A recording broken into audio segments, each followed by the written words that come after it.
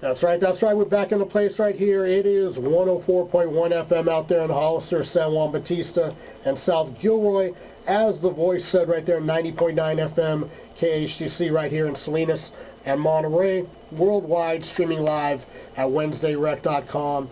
And very, very, very happy right now because, let me do a little background story on this.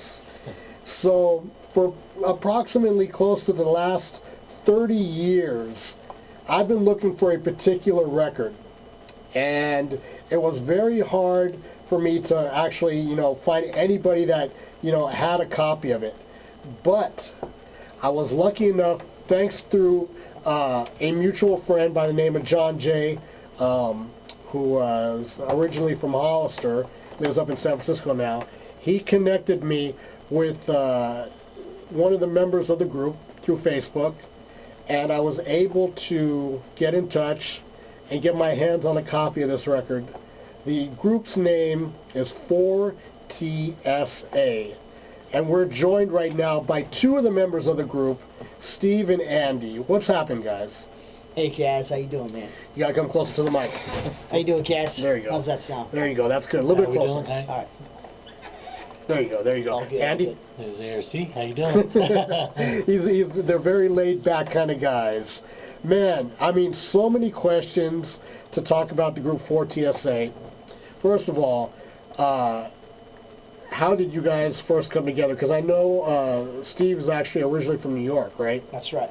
So how did you guys actually first meet, and when was the first signs like, you know what, let's make a group? Run me through all the history of 4TSA.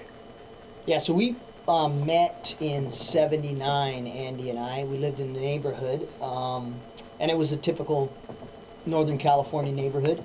So we did all the regular things kids do, baseball, football, skateboarding, you name it. But we definitely had a desire to do something with music. I would say music came around for us 6th grade, going into 7th grade. We started our first group together in 7th grade, did our first show in junior high, and it was kind of a situation that really played on each other, and we just started making music and loving it every time. We got into breakdancing. Steve and I, our connection was, just through breaking, best friends, yeah. So we just clicked. So things were cool. We just always fed off each other, and music just was one of our passions. We said, let's start doing it. When did the actual group actually like officially become a group? So that's an interesting story. So a lot of the stuff I had said, so when you hit us up and said, look, we'd love to have some of your music. Mm-hmm. The one album that we did do, or in this case a single, was Charlene, and that's under the 4TSA name. Our first name of the band was actually called Foreplay. So a lot of our initial stuff was under the Foreplay name. It wasn't until we went to produce the record and started doing research that there was actually a band out of Florida that's a jazz band called Foreplay. So we were unable to use that and had to change the name. So our official probably creation of Foreplay was in high school. So probably our sophomore year in high school, so call it 85, 84, in that range. And we were Foreplay all the way up until around 1990, late 89, early 90. If memory serves me right, I believe there's also a freestyle group called Foreplay as well. Could be. Yeah. So I mean, it's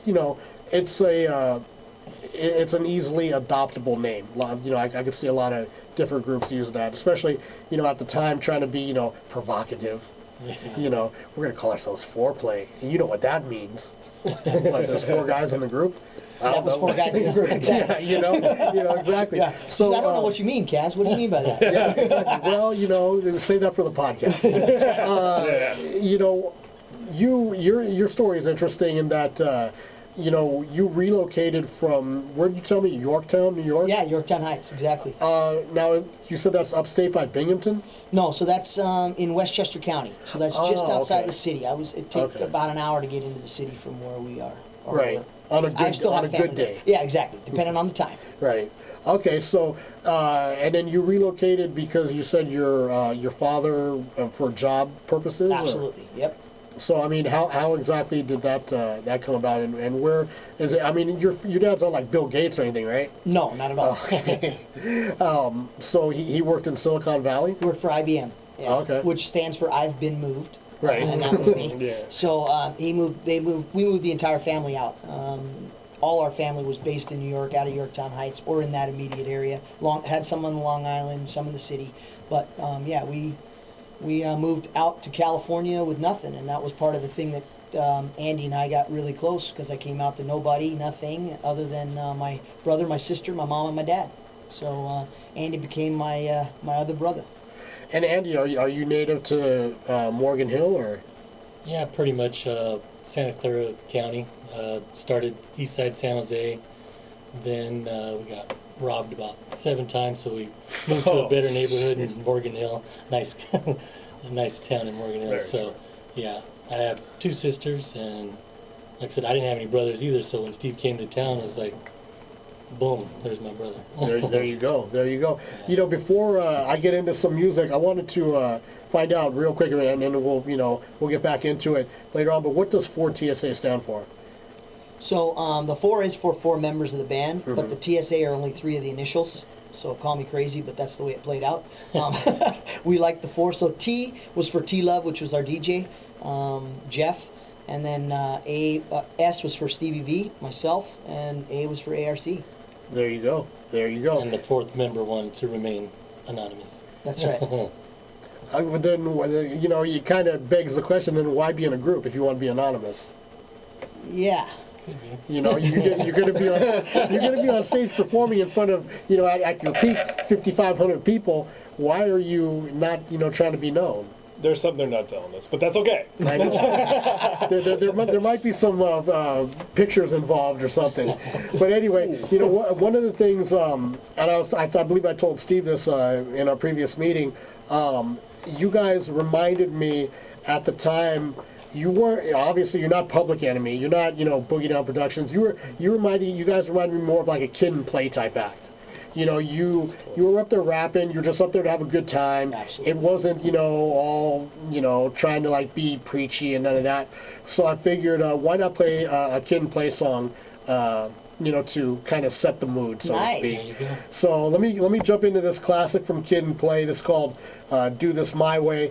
And then we'll get back into some more music, and then we'll come back and we'll find out some more stuff about 4TSA and, have some good questions. B-Dog's going to get into the conversation on the next one, so. Sure. All right, man. So if you want to talk to 4TSA, give us a call, 831-758-5432. I'm sure they got some listeners that I see on your Facebook post. People said they were going to call in with questions, so this is your chance. And they're probably listening live on WednesdayRec.com as well, worldwide. Absolutely. That's right, man. We're back in the place right here. It's 90.9 FM KHDC Radio Bilingue here in Salinas and Monterey, 104.1 FM out there in Hollister, San Juan Bautista, and South Gilroy, and streaming live worldwide At WednesdayRec.com for everyone out there to listen, no matter what city, no matter what country.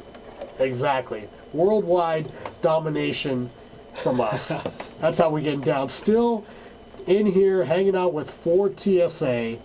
Andy and Steve, they're kind of second thinking coming through this week. They're like, why did we do this again? But nonetheless, man, we want to get into the background, some more of the group before we let you guys get out of here. So, I mean, we talked about the beginning. We talked about the formation of the group. We talked about how you guys hooked up. Let's now get into, like, when the group really starts to hit. This is about 89, 90. You guys are doing a lot of shows around. Talk about some of the shows that you guys were, part of. Yeah, so I think the one that is definitely memorable is one, Kaz, that you and I spoke about, and that was we got involved with the Lowrider Car Show series, and so we did several of the shows with the Lowrider Car Show series, and one was opening up for Johnny O in Gonzales, and I believe, if I'm not mistaken, Kaz, that's where you saw us first? I had seen you guys previously to that, but that was the big one that I saw you guys at. That was, I believe that might have been the first time I heard Blanket, because, that was like kind of like a slower down one. I think you guys probably did that right before you went into Charlene. That was kind of like the, like, here's something cool, and, get people, laid back, and then bam, hit them in the head with something, with Charlene. But yeah, I remember the white shirts with the black vests. Yep. As as we were talking in the off air, you guys would wear suits on stage at nighttime at club events. So yeah, I definitely, I've seen you guys a few times. Awesome. Yeah, we brought a different style for sure. That was one of the things, and we kind of talked about that off air. To differentiate ourselves in that space. Besides being a Mexican guy and an Italian guy up there rapping, to differentiate ourselves, we came with a different look.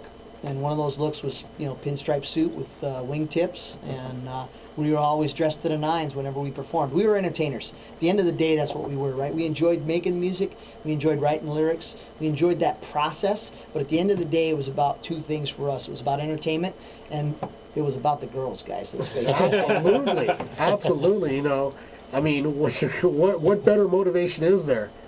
What about you, Andy? I mean, what's your take on that time period? That's exactly what Steve said. We did it for the girls. We had a good time. We just always were there to entertain people, just have fun, and put on a show. And that we were polished. We liked to dress good, and we liked to.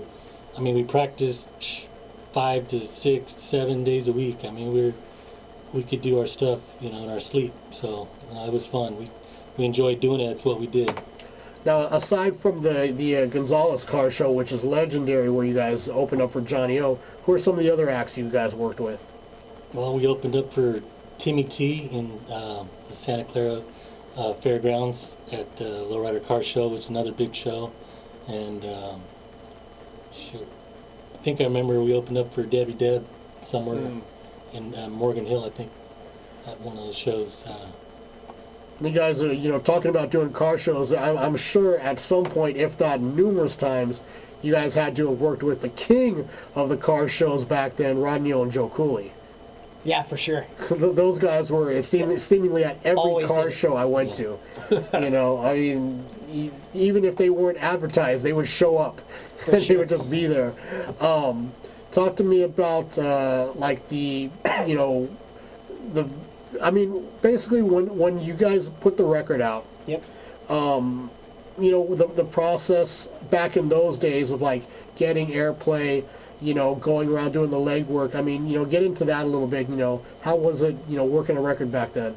Yeah, so we did it really from start to finish. So we backed up. We wrote the music with Mikey L on producing the music for us. We wrote the lyrics. We took and ran with everything we could to get to that record. So we took every process along the way. So whether that was recording at Wildcat Studios down in Southern California, went to LA, spent several days down there. What a trip that was, by the way. And then brought the rough version of that up to Berkeley, where we had the lacquer created that then creates and produces the record, which was done down at Rainbow Studios. So we did all that from start to finish. So you want to talk about working hard as a band. We worked hard as a band to get where we were to have that record. We didn't have any backing. We had to, come up with the money ourselves. And we tried to shop our record around, showing our mixtapes to different companies, and they would just tell us, yeah, it sounds good, but give us more, give us something. Right. Speaking of the record now, being an independent release and you guys having to put your own money into it, exactly how many copies of Charlene were pressed up? 5,000. It was just over 5,000. Wow, that many. You can have a plus or minus, so it's 5,000 with a plus or minus of 3% or something of that nature, and I think we ran over because they actually, funny story about the record company, we produced a 12-inch, and at that time the record company at Rainbow Studios, they were producing thinking that it was supposed to be at 33. Mm-hmm. Well, they pressed it at 45, but they forgot to put on the label that it was to be played at 45. So we actually had them, and they ponied up for the cost of it, produced 45 RPM stickers for each of the albums that we produced. So there we are, again, working hard, sticking on 45 RPM stickers onto records before we sent them out. So now, as far as distribution went, how did that work? I mean, were you guys basically mailing it out yourself, or did you have a distributor? And if you did have a distributor, I know many times when a record would get pressed through Rainbow, they would automatically hook up and connect the artist with distribution through Macola. How come the record was never distributed through Macola? Yeah, so for us, we had some issues with some of the things that were going on in distribution at that time. One of the things that we dove into first to test the waters was DJ pools. So we got very involved with DJ pools. That's where a good portion of, call it 100 to 150 records went out to DJ pools across the country. Mm-hmm. And then the really awesome part about that, and I don't know if it's even exists in today's market, but we got handwritten notes back from famous DJs on the East Coast, in the Midwest, SoCal, Northern California, you name it, and got feedback back from the DJs, which was a really awesome process that we went through. And then once we got to that point, we were going to go for a repress and go through distribution. But because it was one single and one single song only, it was only really the start for us, or at least we thought it at that time, right? Mm-hmm. Yeah, I mean, it's definitely a lot of legwork. But you mentioning DJ pools, got to shout out Rico Casanova from the Pros record pool up in the Bay Area. I know they were responsible for breaking a lot of records back in those days. So big up to the Pros. So as we wind it down, why was this kind of like the only record that came out? Well, that's all we could afford. That and one of those things that, life getting in the way, we talked about that, right, Mm-hmm. is off air. But it was one of those things really that we were doing it all. And it got to that point where, we needed to get to that next level, and we attempted at a couple of shots, but we're really at a point where we didn't want to risk our ability to have flexibility in what we wanted to produce from an artistry perspective. What was out there at the time was not similar to what we did. At that time you had a lot of swearing on records, you had a lot of talk about slinging drugs and drinking and partying, and that just wasn't our scene. Right. And so for that reason, that is how it kind of wound down from there. I mean, and again, we were very much a live band. That's what we did. That's what we loved to do. The record was only a means for us to get more gigs. That's really what it was about. So for us, it was about playing. It was about entertainment. It was about being in front of people. It was getting a natural high, performing on stage. I said it earlier, it was all about the girls. Well, there were only males in the band. We had dancers at the time that was really popular. We had guy dancers, and that was for a reason, guys. That was strategic, right? You got to think, man. I mean, there's a lot of thought that goes into every aspect of putting together a show. So, you have to think. Before we get out here, Vito, you got any questions? No, that's paying attention to intricate details. So I like that. I just wanted to ask though. I know it was about having fun. So it's kind of a two-part question. Well, two questions I'll ask since I know it's about to end. So the first question would be influence of writing. So you would say it was just fun. There was no concepts or anything like that. Maybe trying to get a little deeper. And I'm not trying to say that's not a knock. Trust me, because I love that stuff as well. I'm just wondering, what the influences came from other than the ladies. Which, if that's the only influence, hey, more power to you, honestly. And then, how do you feel about the state of hip hop or music today? So I'll take the first one, and Andy, maybe you could take the second part of that. So first part of that is we really wanted to influence young people to get involved with music. And so when we look at what the themes are within our music that we did and the way we performed and why we entertained at that level was because we wanted others to follow suit. And that was where we felt that clean option for youth at that time wasn't readily available. And so for us, that was kind of the messaging in a lot of the music that we did. I mean, there was several times where we did tours for high schools, even after the fact, even junior highs. We got involved and did a tour in the Valley where we toured an entire school district and sent a message there that coincided with the message of that market, which was, say no to drugs. There's ways to have fun without them. And that's what our gig was. And as far as state of hip hop, Andy, what do you think? I mean, I enjoyed the music today, but I mean, there's a lot of garbage out there as well. So I mean, You know, there's a few artists that I enjoy listening to, but I don't know. I enjoy, you know, I like, who do I like right now?